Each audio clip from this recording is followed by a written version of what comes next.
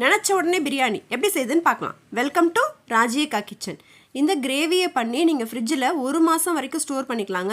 எப்பெல்லாம் பிரியாணி செய்யணும்னு நினைக்கிறீங்களோ அப்போ வெறும் தண்ணியை கொதிக்க வச்சு அரிசியை சேர்த்து மட்டனோ சிக்கனோ எக்கோ எதுவோ இல்லை காய்கறியோ அதை போட்டு செஞ்சால் ரெடி ஆகிடுங்க.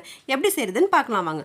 ஒரு மிக்ஸி ஜாரில் 1 ஸ்பூன் சோம்பு சேர்த்துக்கோங்க, 3 பச்சை மிளகாய், ஒரு 5லேருந்து 6 சின்ன வெங்காயம், இஞ்சி ஒரு 20 கிராம், ஒரு கைப்பிடி அளவு பூண்டு, கட்டில் பாதி அளவு கொத்தமல்லி, ஒரு கைப்பிடி அளவு புதினா, இது எல்லாத்தையும் ஒன்று சேர்த்து ஃபஸ்ட்டு மிக்ஸி ஜாரில் அரைச்சி வச்சுக்கோங்க.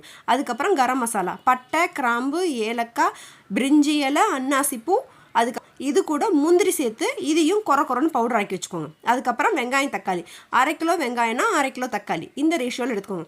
இப்போ 1 கப் அளவு கடலெண்ணெய் சேர்த்துக்கோங்க. கடலெண்ணெய் எப்பொழுதுமே பிரியாணி செய்கிறதுக்கு ரொம்ப நல்லாயிருக்கும் வாசனை. அதுக்கப்புறம் டேரெக்டாக நம்ம என்ன பண்ணணும், வெங்காயத்தை போட்டு நல்லா கோல்டன் ப்ரௌனாக வரணுங்க. நல்லா செவக்க கைவிடாமல் வரணும்.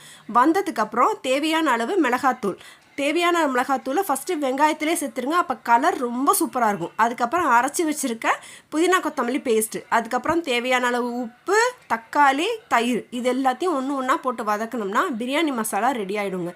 இதை எப்படி செய்யணுன்னா, நம்ம ஃபஸ்ட்டு எண்ணெயில் பெரிய பிரியாணி செய்கிறதுக்கு முன்னாடி நெய் ஊற்றிட்டு இந்த கிரேவி எவ்வளோ அரிசி எடுக்கிறீங்களோ அதில் பாதி அளவு இந்த கிரேவியை சேர்த்து ஃபஸ்ட்டு வதக்குங்க. அது வதங்கினதுக்கப்புறம் சிக்கனாக இருந்தால் அதிலே போட்டு வதக்கி வேக வச்சுருங்க. மட்டனாக இருந்தால் அதிலே வேக வைப்பீங்கன்னா அதிலே வேக வச்சு தண்ணி ஊற்றி வேக வைங்க. இல்லை குக்கரில் வேக வைப்பீங்கன்னா குக்கரில் வேக வச்சு இது கூட சேர்த்துக்கோங்க. காய்கறியாக இருந்தாலும் இது கூட காய்கறியை வெஜ் போட்டு அரிஞ்சு போட்டு நல்லா கொஞ்சம் வதக்கிட்டு தண்ணி, அரிசிக்கு 2 கப்பு தண்ணி ஊற்றி நல்லா கொதிக்க விட்டுட்டு அரிசி ஊற வச்ச அரிசி எடுத்து போட்டு தம் போட்டிங்கன்னா பிரியாணி ரெடி ஆகிடுங்க. ப்ரொசீஜரில் நம்ம ஃபஸ்ட்டு எப்பொழுதுமே பிரியாணியில் வதக்கிறது தான் ரொம்ப டைம் எடுக்கும். ஸோ இதை ஃபஸ்ட்டு நம்ம முடித்து ப்ரிசர்வ் பண்ணி வச்சுட்டோன்னா பிரியாணி ரொம்ப ஈஸி. தேவைப்பட்டுச்சுன்னா லெமன் மட்டும் சேர்த்துக்கலாம். மற்றபடி எல்லா ப்ரொசீஜரையுமே நம்ம இங்கேயே முடிச்சிருவோம். ஸோ செஞ்சு பார்த்தீங்கன்னா வேலை செம்ம ஈஸியாக முடிஞ்சிடும். இனி பிரியாணினா நம்ம கஷ்டப்படவே தேவையில்லைங்க.